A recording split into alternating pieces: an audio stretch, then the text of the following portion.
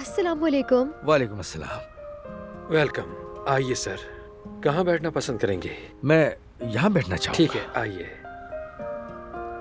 बहुत शुक्रिया आपका।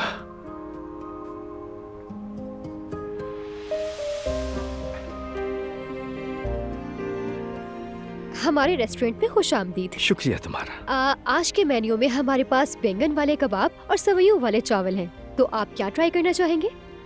बुरा ना माने तो थोड़ी देर में ऑर्डर देता हूँ। ठीक है सर, जैसा आप चाहें। मेन्यू यहाँ मौजूद है, जब चाहे हमें बुला लीजिएगा। ठीक है, ठीक है।